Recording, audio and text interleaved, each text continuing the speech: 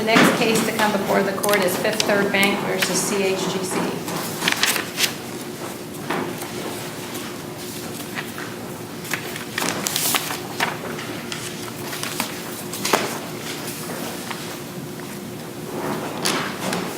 Morning, gentlemen.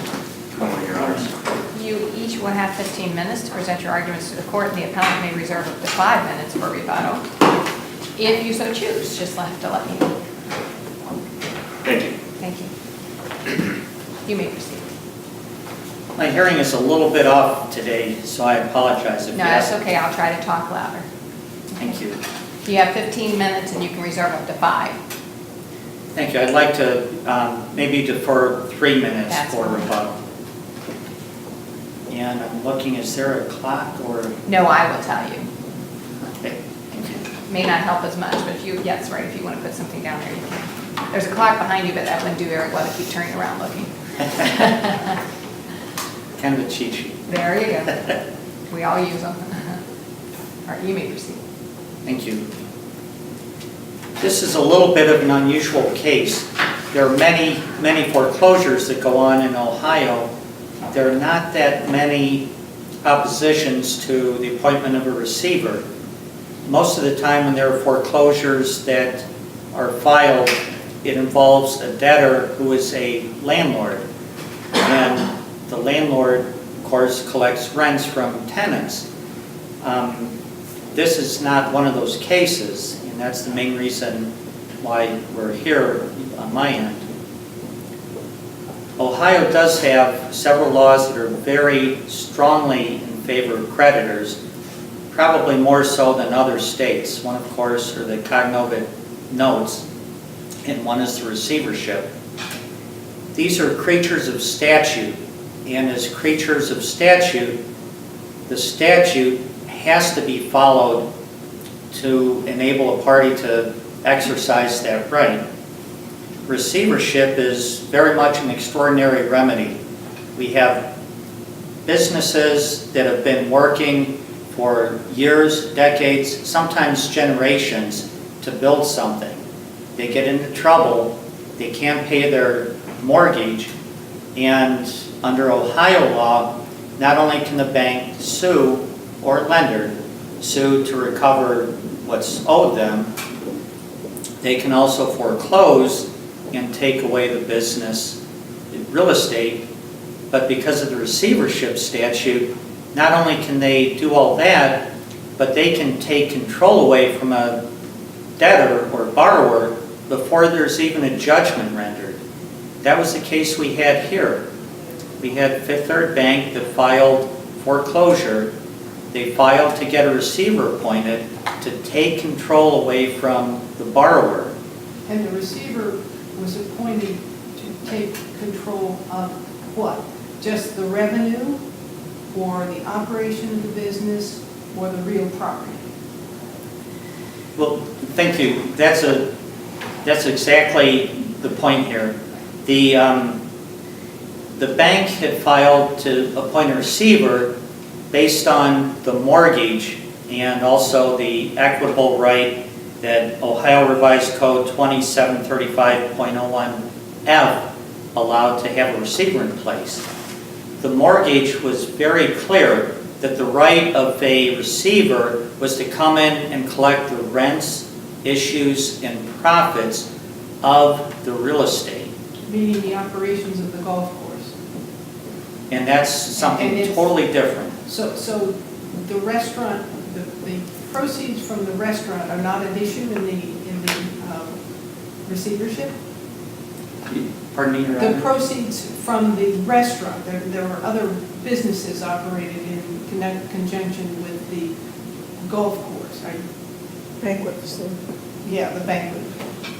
Yes, a banquet facility, restaurant, bar, and golf. And you're saying what? You're saying that the receiver did or did not have authority to possess or control those income-making operations.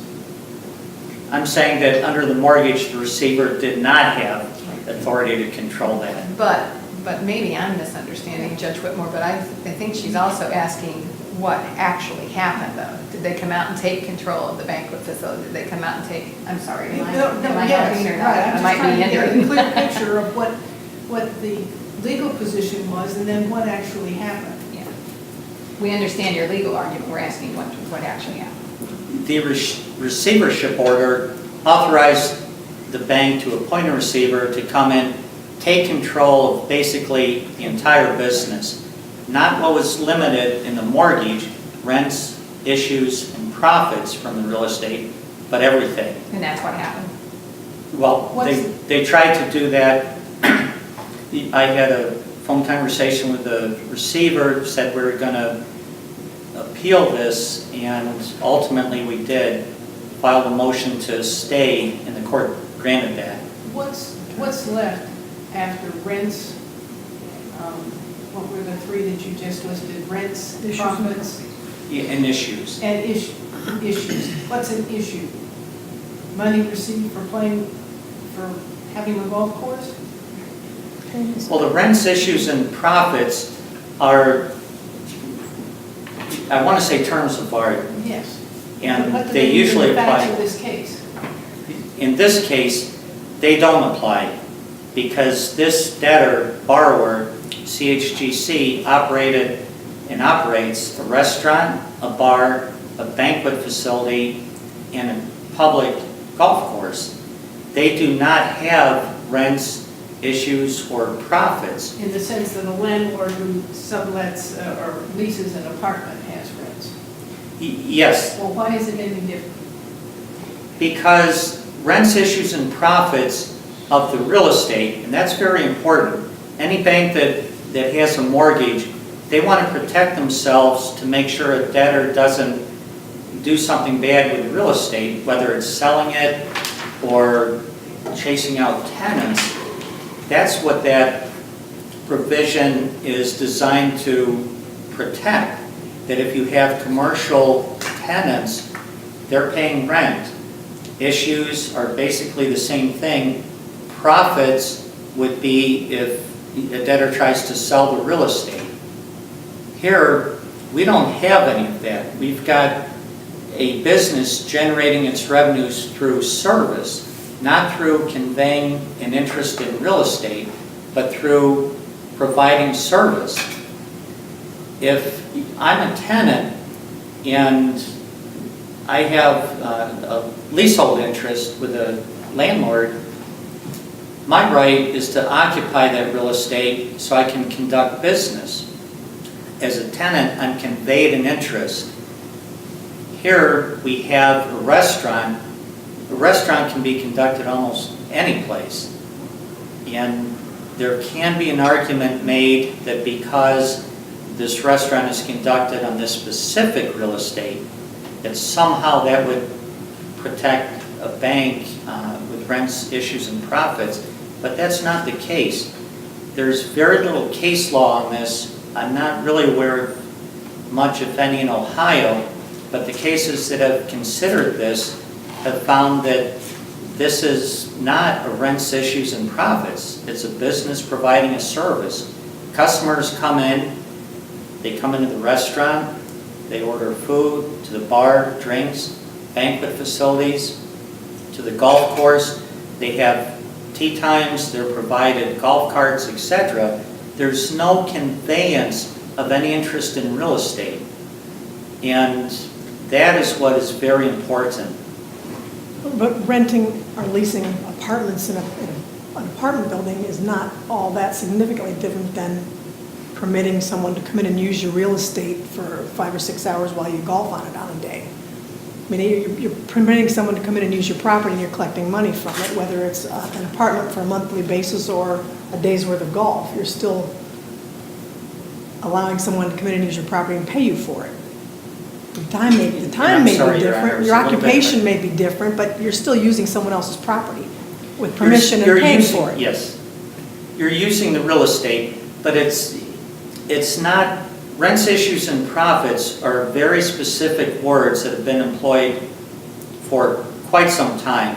Most of these mortgages are based on ones that have been in existence for decades and much longer. But this is not a situation, those are really designed to protect the interest in real estate. And that's where you have the tenants, to the extent there are any. There are not in our case. And I know this is somewhat a novel argument. It comes up more in the bankruptcy Chapter 11 context. But again, the statute is very clear that if a bank has certain rights in the mortgage, that can be followed. But here, the trial court granted rights beyond what was in the mortgage. But the sole purpose of the property is, it has value because it's a golf course.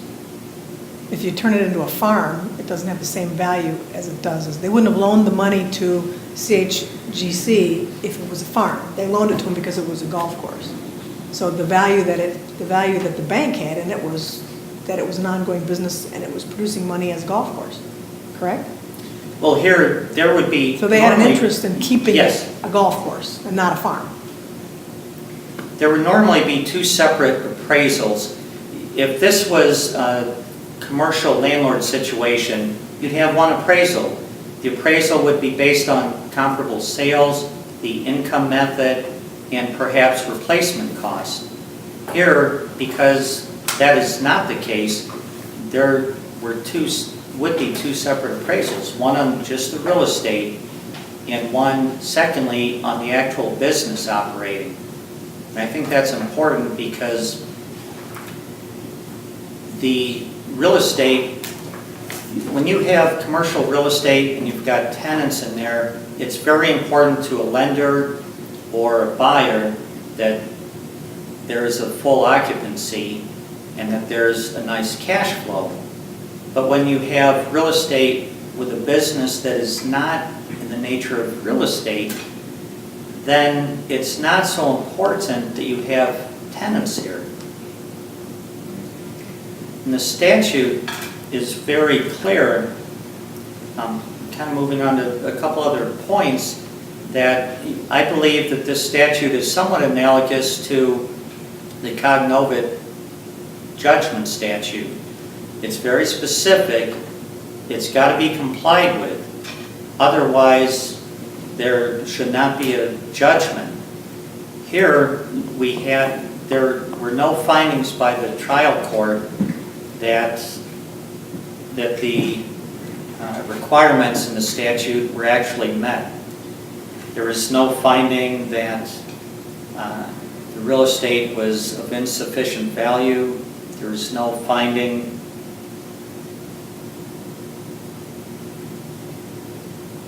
that the mortgage was not met. There were allegations in the motion, in the complaint, but the court never made any factual findings. And if you have a Cognovit judgment, Cognovit complaint, you've got to allege in the complaint certain things. You've got to allege that there's money owed, a specific amount.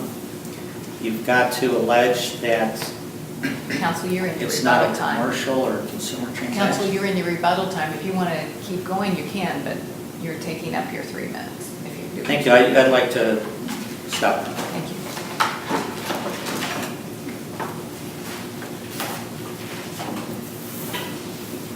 May it please the court, my name is David Van Slyke. It's my pleasure to represent Fifth Third this morning. I want to address the crux of the argument made by the appellant this morning, which is that the statute has to be followed. That statute being 2735.01. Heard multiple references this morning from appellant that if 2735.01 isn't followed, Fifth Third is not entitled to a receiver. And with all due respect to appellant, that statement is false. This Court of Appeals has held at least twice in Metropolitan Savings Bank versus Papadelis in 1995, Cyprus Savings Association versus Richfield Associates in 1989, that Ohio's receivership statute is a procedural tool, not a substantive statute. That's important. In each of those cases, both Papadelis and Cyprus Savings Association, This Court of Appeals held that when a borrower consents to the appointment of a receiver upon default, that provision is enforceable. That's exactly what happened in this case. In this case, there are 3 separate notes and 3 separate mortgages. Each one of the mortgages has an explicit and an express consent to the appointment of a receiver upon default by the borrower. In Section 5.1F of the mortgages, it says the mortgagor and each such person liable for the repayment of the indebtedness consents or shall be deemed to have consented to such appointment of a receiver. So with all due respect to appellant waived its rights to contest the appointment of a receiver when it obtained 3 separate mortgage loans over a 4-year period. Section 5.5, and this goes to the scope argument that I think appellant is making. Section 5.5 of each of the mortgages says the receiver shall have the power to collect the rents, issues, and profits of the property, further down in the paragraph, and all other powers which may be necessary or are usual in such cases for the protection, possession, control, management, and operation of the property. And that's what we're here about today. This is a golf course first. Having played golf out there, you play your 18 holes, you get your hot dog at the turn, they have a little banquet after the fact, you've contributed your money to your charitable organization, and you go home. And as Judge Schaefer pointed out, it is a golf course first. The purpose of the receivership is to take control of the totality of the property and the businesses operated on that property. That's exactly what has happened here in this particular case. Now, Excuse me, does that mean that the only security interest is the operation of these various enterprises and the revenue that is generated? And that the real property, the underlying land, is not security? no, and I appreciate the question, Your Honor. The real estate is secured by the mortgage along with all fixtures to that real estate. Meaning buildings? Meaning buildings, fixtures, adhesions, easements, you name it. The mortgage also secures rents, issues, and profits derived from that property. It's our position that the profits relates to profits derived from the ownership of that property. And there is case law to support that position, and I'll get to that in a moment.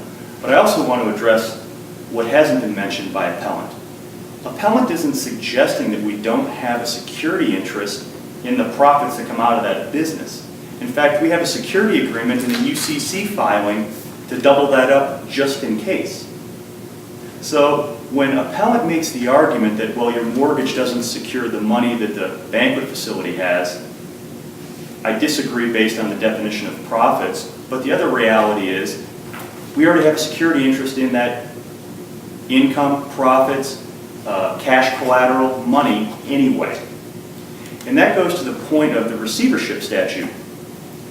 As this court's well aware, a new receivership statute came in place at March 23, 2015. We're dealing with the old statute. The old statute, 2735.04, deals with the scope of a receivership. And in that statute, the Supreme Court said in State Ex Rel Celebrezzi versus Gibbs that 2735.04 is interpreted as enabling a trial court to exercise its sound judicial discretion to limit or expand the receiver's powers as appropriate. And that's exactly what's happened here. We have a borrower who consented to the appointment of a receiver upon a default.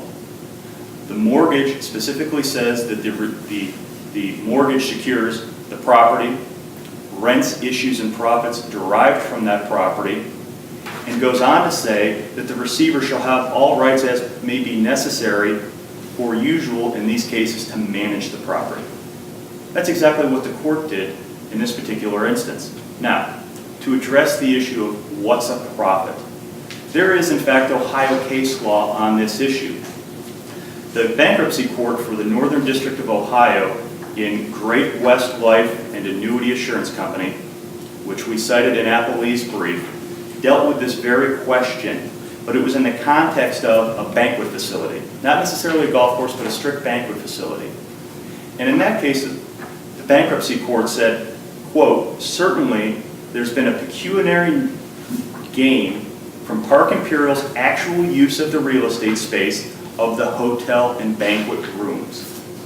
In that case, the court in Great West, relying on two cases, one from Florida and one from California, defined profits to mean net profits accruing to the owner of the real property. And that's exactly what's going on here. The money that they're making off the golf course, the tees, the golf balls, the hot dog at the turn, and the facility are all net profits that are ultimately going to appellant. Those are secured by the mortgage, and they're also secured by the security agreement and UCC financing statement. So with all due respect to the argument that quote-unquote profits aren't secured, I would vehemently disagree with that proposition, and again, rely upon the fact that this borrower consented to the appointment of a receiver, consented to the additional scope of the appointment of a receiver, and in accordance with the Supreme Court decision in Gibbs, this trial court had very broad discretion to appoint a receiver as it deemed in its discretion under the circumstances. The circumstances before this court and before the trial court was a loan where payments have not been made for over 18 months. At the trial court level, the Medina County Treasurer filed an answer and cross-claim because real estate taxes hadn't been paid either. So we actually have an appellant who hasn't made a mortgage payment or a debt servicing payment in 18 months, hadn't paid real estate taxes such that the lender ultimately had to come out of pocket to pay close to $30,000 in real estate taxes. All the while, it's keeping all of the profit. It literally is keeping all of the profit from this property, from the golf course, from the banquet facility, and everything. So with all due respect to appellant, Fifth Third respectfully request that this court sustain and uphold the appointment of a receiver in this particular case. If there are no further questions, I'll yield the remainder of my time. I just have maybe one or two questions. Yes, ma'am. One of the arguments is that the trial court basically adopted the receivership order that you submitted to the court and doesn't make specific findings either under the mortgage itself that it consented to the receivership or waived it, or made any findings in regard to the statute. I know that that's the argument. My recollection of the order is that it actually made a finding under 2735.01. And I believe there is a reference in there, but I don't specifically recall that the borrower had consented. But the order does specifically reference. There's a lot in the order, I will grant you that. So I believe it is actually go through it. on the first or second page where there's a specific reference to 2735.01. Quite frankly, I don't think the court has to make a reference to that. Once the borrower has consented to the appointment of a receiver, I don't think the court has to make any reference to the statute because, as this court has held twice, that statute is procedural, not substantive. Yeah, it's on page one. I see it. But like you said, the statute was amended. It was earlier amended. this year to say that you could consent. Correct. The statute, the prior version of the statute did not have an express provision that codified borrower consent. This court had previously held that because the statute was procedural, not substantive, that consent acted as a waiver of the ability to challenge the appointment. So the new version of the statute simply codified what had been the common law in basically all parts of this state prior to. What is the counterclaim?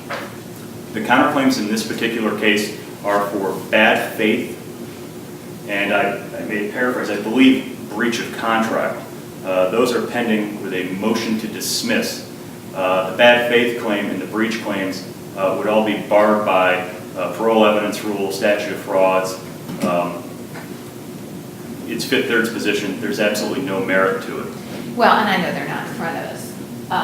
But I guess I'm just wondering with the 54B language, you know, you can put 54B language on anything, that doesn't necessarily make it immediately appealable if all the issues are intertwined. Well, the receivership order, though, wouldn't need 54B language because it's immediately appealable anyway, so you don't need 54B language to bring this Well, it's issue. never that simple.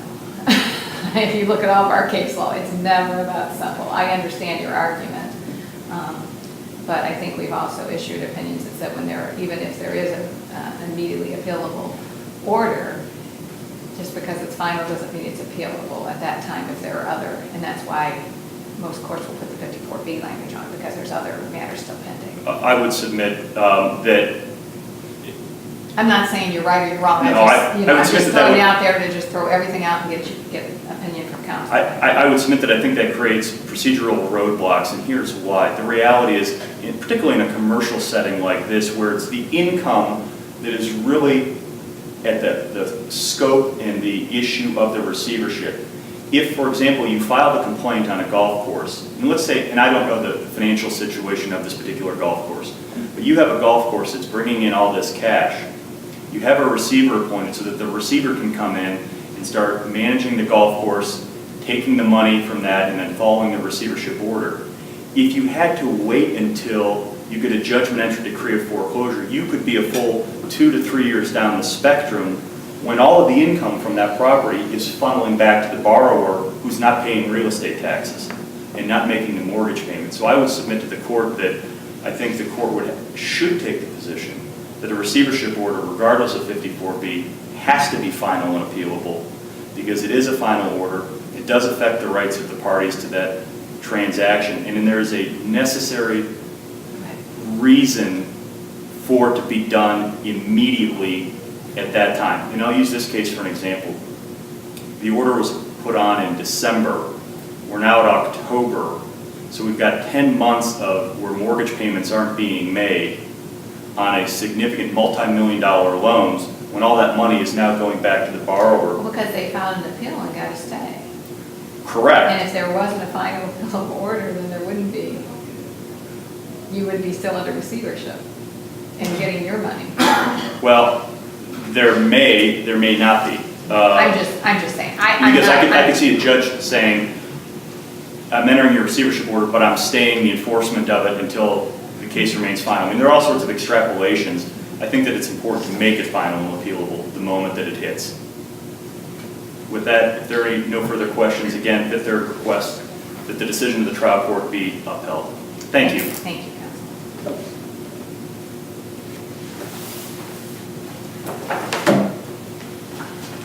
We have just about 2.5 minutes left.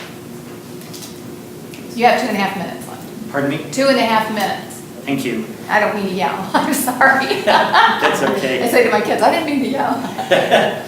Again, you've got a bank that has indicated they're owed money and they can do what they want. They want to argue that the mortgage gives them certain rights, yet when the shoe's on the other foot and they say, okay, now this mortgage limits the rights, they don't want to hear that. That's just not appropriate. The debtor, in this case Chgc, consented to specific things. The bank has tried to expand the scope of that, saying, well, you consented. They ignore what you consented to. You consented to a receiver. Doesn't matter that their receivership would be limited. There were some... Can you explain, you signed the documents on the mortgage that say that a receiver could be appointed. In your perspective, how much authority should the receiver have if in fact a receiver were appointed? In my perspective, I believe the receiver is going to be limited to what's in that mortgage agreement because that was supposedly the basis on which the receivership So was as far as the businesses, appointed. the golf course, and the banquet facility go, which if any of those things, the golf course, the real estate itself, the golf course business, or any of those things, what do you think the receiver would be in charge of? Respectfully, nothing, because they are not rents, issues, or profits. Every single case cited in our briefs supported CHGC's position on this. Almost every case involved commercial landlords, which CHGC is not. There were statements made that taxes were paid, by the bank. What was not stated was that CHGC entered into an agreement to pay those taxes. The bank chose to pay them so they could proceed more quickly with the foreclosure. But And the- again, but the- Counsel, but the notes themselves speak with broader language than rents, issues, and profits, the note that your client agreed to. yes, rents are very simple. I mean, rents, that's not revenues or incomes. The bank prepared all these documents. They could have been very specific if they wanted to. Rents and issues tend to flow from real estate. Profits, from what I gathered, is when real estate is actually sold. Thank you, Counsel. Thank you. Thank you. Thank you both for your presentations to the court. The court will take the matter under advisement. A written opinion will issue and be sent to both sides, and you can also look on our website and Supreme Court website. Thank you very much. Thank you, Your Honors. Thank you.